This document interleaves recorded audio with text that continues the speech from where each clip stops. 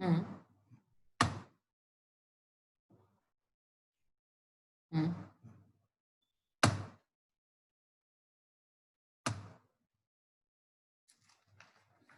Good morning, students.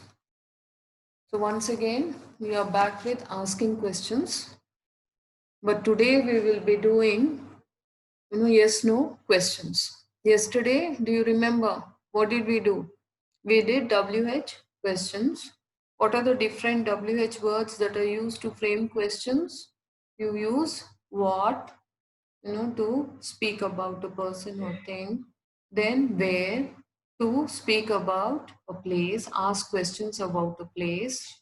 When, to ask questions about time. Why, for reason. Which, when you're asking about something, the choice or the preference when it is limited. Then who, for person. Whom, for a person in the object place. Whose, to ask a question about position. And how, it can be the manner, the mode, number, quantity. Okay, so these are the words. Why do we ask questions? To get some information, to elicit information, specific information depending upon the WH word that you're using and what do you exactly want. Right. Now, when you ask a WH question, there are various answers, many answers, open ended questions they are called, whereas yes no questions. So if I ask you, are you going to college? What are your answers? If you're going, you will say, yes, I'm going to college. Or it will be, no, I'm not going to college, right? So the answers are limited. There'll be only two answers. So we are going to do yes, no questions. The question doesn't begin with yes or no. Don't get confused. Here the answer is yes or no. So that is why they are called as yes, no questions. We have already done it when doing the tenses, how to frame the various questions in each tense. Okay, so now look at this. So how do you usually begin the yes no question? We begin it with the auxiliary verbs. Auxiliary verbs are the helping verb. Sometimes the helping verbs also function as the main verb in the absence of the main verb. Like when I say I have a pen, that becomes a main verb. There is no other verb in that, right? That expresses my possession. Then you have the next form. So have, has, had. You have to use it appropriately. When you are using it with the third person, he, she, it, you will use has, and had is common to all in the past tense. Then you have do, does, and did. Again, you use did in the past when you're expressing something. In the past, you make use of did. And when do you use do and does? Do with all the pronouns and does with the third person singular, like he, she, it. Okay. Then modal auxiliaries like will, would, shall, should, can, could, may, might, must, ought to, need to, etc. Okay. So these questions will begin with one of these words. Right. So now let's check what it is. So they are also called as the polar question, closed questions, or general question. Generally, when you're speaking to someone in general, when you just want to know, or sometimes for emphasis, you're asking something. Yes, it is. Okay, if I ask you, is it hot? If it is hot, you will say, yes, it is hot. Or if it is not hot, you'll say, no, it is not hot, isn't it? So the answer is either yes or no. So that is why these are known as the yes or no questions. So how will you form the question? You need to include one of these helping verbs, like the forms of be. You remember what are the various forms of be? Am, is, are, was, and were. If your verb is in the present, you will ask questions using the present tense forms, and if it is in the past, use the past tense forms, right? Then do forms, again same thing, do, does, did. This you will be using when there is no helping verb in the statement given to you. You will start your question with do, does, depending upon the subject and depending upon the tense given in the statement, right? Then for possessions, you will use have, has. Models, just now we have discussed, you will be using this. Okay, you will begin your question with the models, right? So now you have this examples given here. The college is big. So which is the helping verb in that sentence, in that statement? College is big. Is your helping verb. Is there any other verb? There is no other verb. Is functioning as the main verb. So you will begin your question with is. Is the college big? Don't use is twice. Already you have used it in the beginning. So simply you will say, is the college big? A few of the students, they write, is the college is big? That is wrong. Okay. So don't repeat is. There is only one is. So you will use it in the beginning to frame the question. When you're speaking, the subject comes first, then comes the verb. But when you are asking a question that is an interrogative sentence, you will begin it with the auxiliary verb is, then you have the subject and the rest of the statement, right? There are many trees around the college. So here, which is your helping verb? Are. So how will you begin? Are there many trees around the college? Again, it is functioning as the main verb, as there is no other verb in that sentence. So don't use twice. Okay. The hostel was constructed last year. Now look at this. Was constructed. So which is the main verb here? Constructed is the main verb. And which is the helping verb? Now was is functioning as a helping verb. So you will begin with was the hostel, and then you will use the main verb. Constructed last year. Same tense. You will not change the tense. Right? The students were given laptops. Okay, were. So here again, were is functioning as the helping verb, which is the main verb given. So begin your sentence with were the students, that is the subject, were the students given laptops. And please don't forget to use the question mark. Otherwise, the sentences will be wrong. You can't use a full stop in interrogative sentences. Only in affirmative statements you will be using a full stop, right? So were the students given laptops. He paints the buildings. So here, do you have any helping verb? There is no helping verb. There's a main verb. He paints. Okay, and in which tense is it paints? Yes, simple present. Right.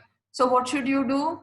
When there is no helping verb in a given statement, you have to make use of do, does, did. So for this, you have to keep in mind the subject, and you have to keep in mind the tense of the verb that is there in the statement. Okay, so here you have already seen that it is in the simple present. Verb is in the simple present. And what about the subject? It is he. So he is the third person. So with he, which verb will you use in the present? Can I use do? No, you can't use do. So which one? Does. So how will you begin your question? Does he paint? And whenever you're using do, does, did, you will use the base form of the verb without s, without any additions. Okay, does he paint buildings? You will not say, does he paints buildings? That is wrong. Is it clear? Have you understood it? Does he paint buildings? Right. Now the next sentence. So, Anita and Sunita study in the Polytechnic. So here how many names, how many subjects? You have two subjects, Anita and Sunita. And which is the verb here? Study. Do you have any helping verb in this sentence? No helping verb, right? So again, when there is no helping verb, what should you do? Begin it with do, does, did. So check the verb. Which is your verb? Study. And in which tense is it? It is in the simple present. So again, what should you use? Either do or does. Can you use did with study? No, that is the past form. You can't use did. So, and now Anita and Sunita, if you change it to the pronoun, it becomes they, the plural. So can I use does with this? No. Does is used only with he, she, it. So how should I begin the question? Do. Then you have the subject. Do Anita and Sunita, or do they study in the Polytechnic? Okay. You will not change the main verb. The main verb will be as it is, the base form. I told you with do, does, and did. Is it clear? Do they study in the Polytechnic? When will you use this? Do, does, did? When there is no helping verb in the statement or the sentence that is given to you. Depending upon the tense of the verb in that sentence and the subject, you will use do, does, and did. Okay. Now look at the Next sentence. They visited the Nagarjuna Sagar Dam. Okay. So again, any helping verb in this sentence? There's no helping verb. No be forms, no have, has, nothing. So what should you do? Again, use do, does, did, one of those. So here it is visited. So which tense is visited? Past tense. So what should you do? You have to use did, and there's no confusion. Did is common to all the pronouns. Okay. So did they visit the Nagarjuna Sagar Dam? So you have did, you have the subject, you have the main verb and the rest of the sentence. Okay. So this is how you will be framing questions when there is no helping verb in the statement or the sentence given to you. Clear? He has a pet. So now, this has, it is functioning as a main verb to express possession. So you will ask, has he a pet or does he have a pet? Okay, you can begin it with does also. Does he have a pet or has he a pet? This is when has is functioning as the main verb. Now they have a bike here also. That is, they possess a bike. Have they got a bike? You can introduce got after the subject. Do they have a bike? Okay. So you can use one of these forms. Next one, he had written a letter to his uncle. So start it with had. Had he written a letter to his uncle? Okay. So again, the helping verb is there. You can start your sentence with the helping verb. Whatever is given there, you can start it with that. Like has. He has a pet. Has he a pet? Or the other form, does he? When you're using does, the base form is have. Okay, does he have a pet? All right, is this clear? Now, so how is the structure? How do we start? Interrogative sentences, you begin them with the auxiliary verb. Without that, you can't frame a question. And then you will have your subject and then the main verb. You might have noticed here, look, he has a pet. Here in the statement, the subject comes first. When you're framing the question, has he a pet? Okay, you have the auxiliary verb, you have the subject and the remaining subject sentence. Then the next one, he had written a letter. So here you have written. So that is the main verb. So how will you begin? Had he. Had is the auxiliary verb, then the subject, then the main verb. Had he written a letter? Then the modal verb plus subject plus main verb. Like if your sentence, begins with the modal auxiliaries can, could, shall, should, and all that, you will start your question with that modal verb plus subject plus main verb, right? Is it clear? So sometimes, you don't have auxiliary verb like you have seen, or even modal verb is not there. So what will you do in those sentences? You will use do, does, and did, one of those depending upon the tense and the subject there. Yes, clear? Next, when the main verb in the statement is be, we don't use an auxiliary verb like be plus subjective structure. It is hot is the statement, so only is there. So is it? So is your be form, it is your subject, and the remaining sentence, is it hot? You won't add anything else here. All right. So when we ask questions with the main verb, have in the past, you're using have in the past tense. So how will you use it? Did. You will start your question with did. Example is given. Like, did you have your purse with you when you left the house? If you say, had you got your purse with you when you left the house, it looks roundabout, which is not very much in use. We'll be using the first form. Okay. When you're using had. So when you use did, had is the past tense. So you will replace had with did. Did you? And then with that, you have to use the base form of had. What is the base form? Have. Did you have your purse with you when you left the house? Okay, so this is how you'll be using it. Now you have to do these exercises. Okay, statements are given to you. Read it, understand it. Wherever there is an auxiliary verb, start it with the auxiliary verb. If there are no auxiliary verbs, you know what to do. You will use do, does, did. Okay, So the first one is he is a student. So identify the auxiliary verb here and begin, and don't use it twice. You will use it only once, and that too in the beginning of the sentence in an interrogative sentence. The next one, they are going to open the market. So here you know, are is the helping verb. So begin it with are and then use the main verb after the subject. We are going on a holiday. Okay. So how will you write this? The children are playing in the garden. Okay. I am a teacher. He was standing in the queue. Queue. Okay, queue. Okay, he was standing in the queue. EUE.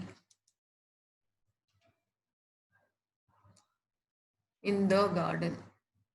The children are playing in the garden. Okay. He was standing in the queue. They were writing an exam. So he has bought a new car.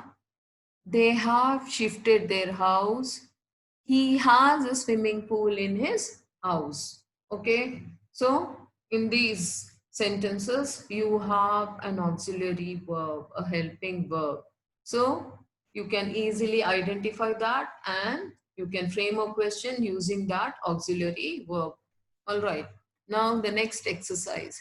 He goes to school. Do you have any helping verb in this? No, there's no helping verb. You have got a main verb. So check the tense of the main verb, check the subject. He is there. So what should you use? How will you begin your question? Should you begin it with do, did, or does?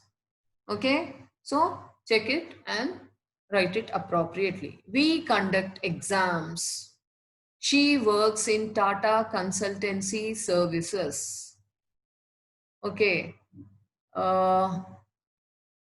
He visited the museum. Visited is there, you know, which tense? Past tense. They save animals from poachers. They examine the patients. She goes home twice a week. They usually watch TV in the evening. Suman drives very carefully. Birds eat insects. Okay, so check in which tense and what should you use. Only when it is in the past tense you will use did. All right, so complete that exercise. Now the next one, you know, you have mixed. You have a few sentences with auxiliaries, a few without auxiliaries, models and all that. So what should you do? The bus leaves in an hour. He can swim. It rains a lot in Cherrapunji. Sonu and Madhu live in Hyderabad. We have to study for a math test. She likes spinach. She rides a horse. Most of the people in India speak Hindi. I like ice cream. We learn English in the first year. Okay, so frame appropriate questions. Now the next one is you have to read the given paragraph and frame both WH questions as well as yes and no questions. So my name is Aditi. I love speaking to people.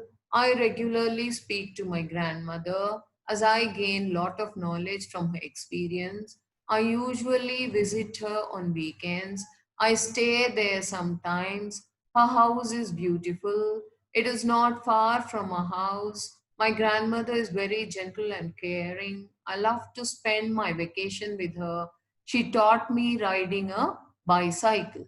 So frame at least, you know, I think you will be covering almost all the WH. So at least 8 questions with WH and 8 questions with yes or no. All right.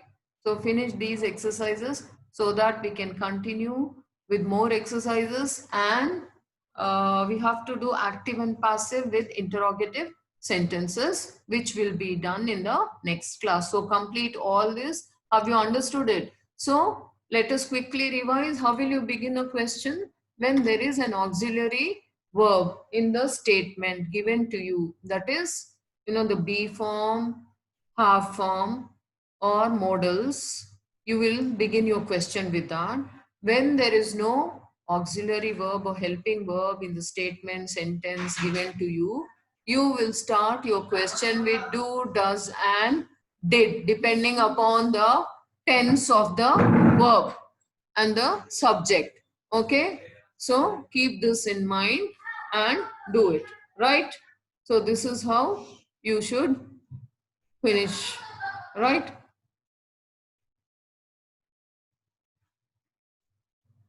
So let's continue in the next class. Right, thank you.